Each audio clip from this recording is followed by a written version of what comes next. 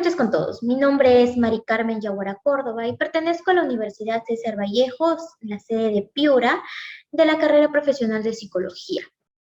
Bueno, en esta noche, en esta oportunidad, les voy a hablar acerca de un tema muy importante que son las aplicaciones pavlovianas y operantes. Pero para entender mejor estos términos, vamos al inicio de la historia. ¿Quiénes nos hablan de estos temas? La teoría que nos habla acerca de este tema es la teoría científica conductista, ¿no? ¿Y qué nos dice esta teoría?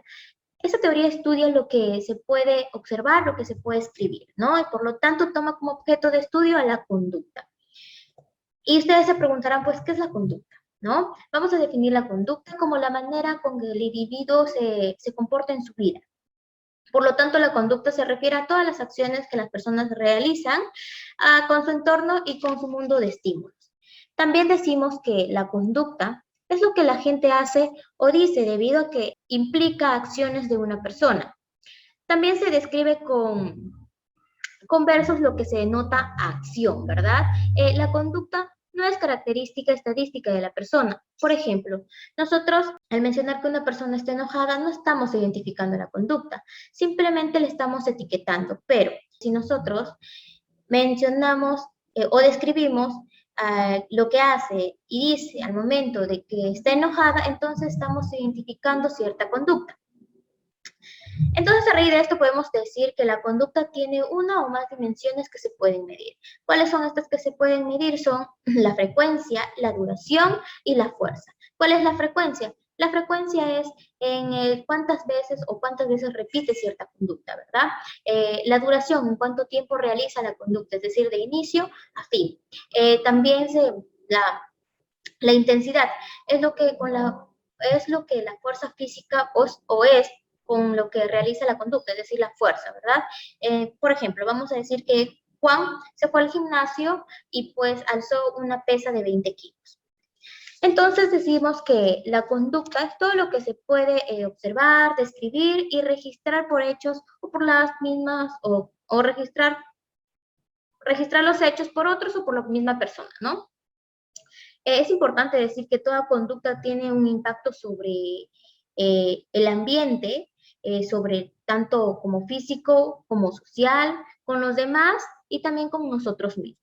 También hay que tener en cuenta que toda conducta es provocada por el ambiente, ¿no? No hay conducta que no sea provocada por el ambiente. Entonces, para querer modificar esta conducta, nosotros tenemos que conocer los eventos ambientales las cuales causan cierta conducta, ¿no? Y al momento de identificarlas ya, nosotros podemos cambiar esos eventos para tener una nueva conducta. También se hace mención aquí que la conducta pueden ser manifestadas como también pueden ser encubiertas. ¿Cuáles son las conductas manifestadas? Las conductas manifestadas son las que otras personas lo pueden ver y las conductas encubiertas son las que la vemos nosotros mismos y no pueden ver los demás, ¿no? Por ejemplo, ahí están nuestros propios pensamientos. También hablamos del condicionamiento clásico. Esta teoría nos dice que lo descubrió un filósofo Iván Pavlov, ¿no? A través de su estudio de la salivación, ¿no? Se interesó más por la ciencia y pues descubrió esta teoría, en la cual nos dice que el condicionamiento clásico es un aprendizaje por asociación. Toda persona aprende por dos estímulos asociados, ¿no? ¿Qué nos dice? Que se considera como una forma de aprendizaje mediante la asociación en el tiempo de estímulo neutral, ¿no? Que originalmente que no provoca la respuesta. Primero, cuando se muestra un estímulo neutral asociado con el otro, no hay respuesta. Y un estímulo que de hecho provoca la respuesta, ¿no? Entonces él hace un experimento con un perrito, digamos así. Vamos a explicar algo breve, su experimento de Pavlov. Él toma por estímulo incondicionado a la comida, ¿no? Y la respuesta incondicionada, que es la salivación, que es algo natural del perrito, ¿no? Entonces, él va a asociar con otro objeto que asocia la comida con la campana, donde aún no hay respuesta, ¿no? Y durante ya el condicionamiento, entonces él repetidamente va a llevar la comida con la campanita. Al momento que toca la campana, muestra la comida. Entonces el perro va a salivar, pero aún no hay una respuesta condicionada, entonces sigue habiendo una respuesta incondicionada. A medida que pasa el tiempo, como un proceso, repetidas veces va llevando la comida y el sonido de la campana, ¿no? Al mismo tiempo. Y cuando ya este está condicionado, solamente va a llevar la campanita y el perro va a salivar. Es decir, al solo escuchar el sonido de la campana, el perro saliva. Por lo tanto, con el estímulo condicionado, que es la campana, vamos a tener una respuesta condicionada. Vamos a hacerlo de otra forma. Un ejemplo de la vida real. Por ejemplo, ¿no? El olor de un perfume, ¿no? María ya en su adolescencia pues tuvo un romance, ¿no? Tuvo una relación amorosa en la cual ella recordaba mucho a su novio, ¿no? Pero al momento que ya terminaron la relación, pues estaba caminando normal y de pronto llegó el olor a su perfume. Y automáticamente ella asocia esos dos estímulos y pues va a provocar una respuesta condicionada que es el pensamiento o lo va a recordar a la persona sin estar presente, al solo el olor, ¿no? Al solo oler su perfume lo va a recordar a la persona sin que esté presente. Esto es el condicionamiento clásico. Ahora vamos a hablar del condicionamiento operante. ¿Qué es el condicionamiento operante? ¿No? Es descubierto por Skinner, donde nos dice que toda persona aprende a través de las consecuencias, ¿no? Es decir, vamos a aprender las consecuencias de nuestra conducta, ¿no? A raíz de que nosotros vamos realizando ciertas conductas, tenemos como respuestas o como consecuencias tanto positivas como negativas, ¿no? ¿Esto qué quiere decir? Que las consecuencias negativas de nuestra conducta puede ser que ya la dejemos, ¿no? Y las consecuencias positivas de nuestra conducta puede ser que esta se repita en un futuro. Por ejemplo, ¿no? Tú estacionas tu carro en el lugar donde es del presidente, donde es el estacionamiento del presidente. Y todos los días que tú estacionas tu carro, la grúa se lo lleva. Entonces probablemente que ya no lo vuelvas a estacionar ahí. Ese es el condicionamiento operante, ¿no? Donde que nosotros vamos a aprender de nuestra propia conducta, ¿no? También, a ver, otro ejemplo, ¿no? Por ejemplo, a mí me gusta jugar golf. Y a través de esa conducta, yo voy a recibir aplausos, voy a recibir pues tal vez una medalla, voy a recibir críticas constructivas, ¿no? Entonces es posible que yo vaya a generar nuevamente esa conducta. Pero en cambio, si yo recibo críticas malas, las personas no me van a dar ningún premio, entonces puede ser que ya no lo vuelva a realizar. Ese es el condicionamiento operante.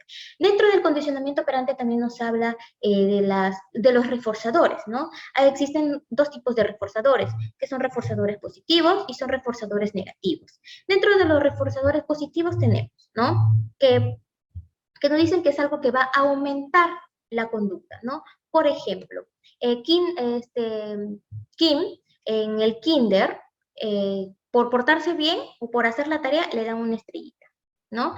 Ella recibe un premio que va a aumentar a su conducta, pero por algo que le gusta hacer, ¿no? Es decir, en este caso, a Kim le gusta portarse bien y por lo tanto recibe un premio en el cual esa conducta va a aumentar. ¿Qué quiere decir en el reforzador negativo? En este caso, le van a quitar a la persona algo que no le gusta hacer, pero también va a seguir aumentando su conducta. Por ejemplo, a Juan le dicen, ¿no? Si te portas bien, no vas a hacer tu tarea. Entonces, le están quitando algo que no le gusta hacer por portarse bien, pero que también quieren que esa conducta siga ejerciendo, ¿verdad? También hablamos del castigo. ¿Qué quiere decir el castigo? No es algo que nos van a añadir para quitar esa conducta. Por ejemplo, yo estoy pasando por ahí y toco algo que no debo tocar y me dan un manazo en las manos. Esto quiere decir que las personas que lo están haciendo quieren que quitemos esa conducta, por lo tanto nos dan un castigo, ¿no? Eso es el condicionamiento operante. Bueno, dentro de las aplicaciones pavlovianas vamos a encontrar el temor, el prejuicio, la excitación sexual, la aversión al sabor y el funcionamiento del sistema inmunológico. Vamos a hablar aquí del temor, ¿no? El temor es sinónimo de miedo. Estas emociones o las emociones fueron estudiadas por primera vez por el señor John Watson, ¿no? Donde nos menciona que las emociones son aprendidas a través de la experiencia, ¿no? O por estímulos asociados, ¿no? Como nos dice el condicionamiento clásico. Mayormente en la era antigua, pues se creía que nosotros nacíamos con el miedo al fuego o a las serpientes, ¿no? Se decía que nacíamos con el miedo que es algo innato en nosotros, ¿no? O de un pensamiento erróneo que no existía. Pero Watson nos dice que no, ¿no? Que nos dice que el miedo es una reacción fuerte, ¿no? Pero con los objetos que se asocian con otros elementos provocan una emoción que pronto llegará a producir también esas emociones. Por el otro lado, se caracteriza por una intensa sensación desagradable provocada por la percepción de un peligro real o supuesto presente, futuro o incluso pasado. No, un claro ejemplo aquí es de su experimento con el niño, con el niño Albert, ¿no? Donde primeramente mostraban a la ratita, ¿no? A su animalito le mostraba al niño, pues este no sentía ningún miedo, ¿no? Lo veía y era algo normal, ¿no? Este estímulo no le hacía sentir miedo. En cambio, al momento de mostrar a la ratita y con un sonido fuerte, el niño sí explotaba en llanto, es decir, ya tenía miedo, ¿no? Al sonido, que era algo natural para él. Eh, Al momento que esto asociaba el miedo, asociaba el sonido fuerte con la rata, el niño empezaba a llorar. A medida que esto iba un proceso, el niño al solo ver la rata ya empezaba a estallar en llanto, ¿no? Es decir, al solo ver ese estímulo ya condicionado, el niño empezaba a llorar, ¿no? Eso nos quiere decir la emoción del temor, ¿no? El trabajo que realizó pues Watson juntos con sus alumnos cambió en todo, ¿no? En la perspectiva de pensar acerca de las emociones. También nos puede decir que a través del condicionamiento pavloviano, Watson denominó las respuestas emocionales condicionadas, ¿no? Nosotros al presenciar ciertas emociones, tenemos respuestas ya emocionales, pero estas ya van a ser condicionadas.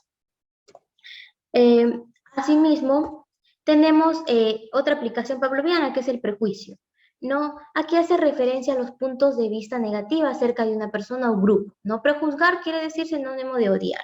El odio es otra respuesta emocional en la cual estudió Watson, ¿no? Sentir odio es también un aprendizaje, como al mismo tiempo que sentimos odio por ciertas personas, también aprendemos a temerlas. Por ejemplo, eh, podemos decir que bueno, a nosotros nos menciona, no digámoslo así, que una persona que tiene, un hombre que tiene un arete y que tiene un tatuaje puede ser un delincuente mm, o digamos un asesino, ¿no? Entonces, al mismo tiempo que vamos a sentir ciertas emociones negativas hacia esa persona sin conocerla. Y al momento que vamos a mirarla, a cualquiera de ellas, vamos a sentir sentimientos negativos hacia la otra persona, ¿no? Al solo hecho de tener un piercing o un tatuaje. En las aplicaciones operantes tenemos la autoconciencia. Nos menciona que la autoconciencia es únicamente de uno mismo, ¿no? Es tan básica y fundamental para la experiencia. Es decir, que pocas veces se canaliza de manera detallada, pero en realidad, ¿qué es el yo del cual se está consciente y cómo se vuelve consciente de ello? Bueno, el filósofo René Descartes nos menciona que los pensamientos y los sentimientos son fundamentales, pero diferentes de la conducta manifestada. Por lo que, por ejemplo, no nos menciona que eh, hay una persona muy furiosa, ¿no? Y como respuesta a esa furia da un puñetazo a la otra persona porque le insultó, ¿no? Entonces esto quiere decir que, que el sí mismo es el pensamiento, entonces parece que no está por entero, no dentro de la persona, sino que algunas veces se vuelve hacia afuera, al descubierto, ¿no? Entonces podemos decir que toda conducta pueden estar manifestadas y encubiertas. Es lo que uno es lo que hace, ¿no? Sin embargo, aquí el interés no se centra tanto en el sí mismo como se centra en la autoconciencia.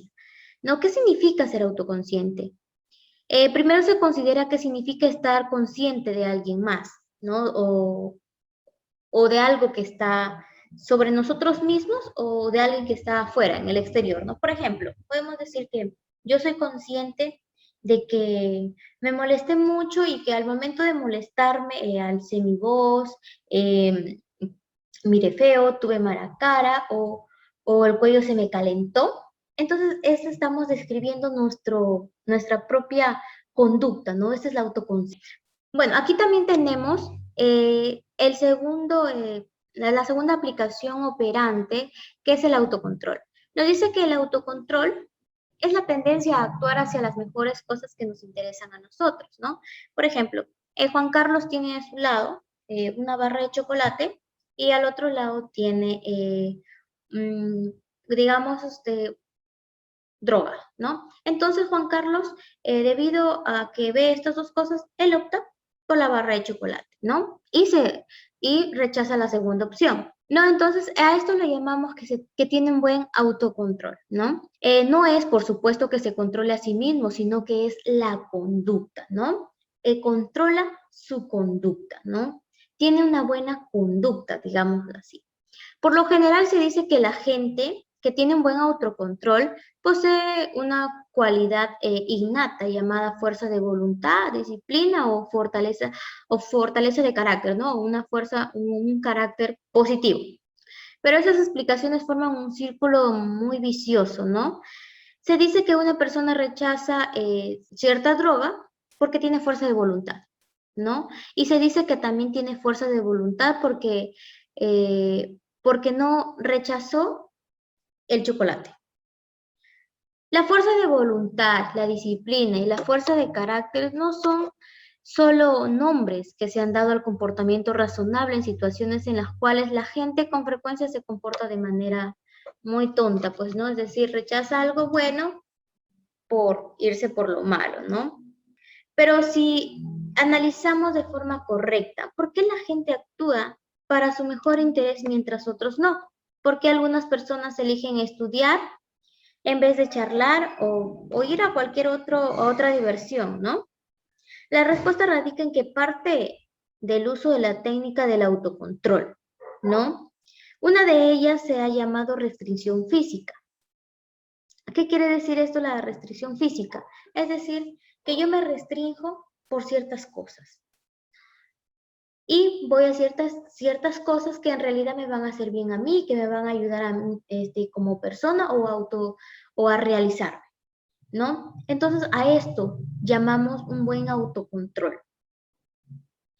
Bueno, muchas gracias.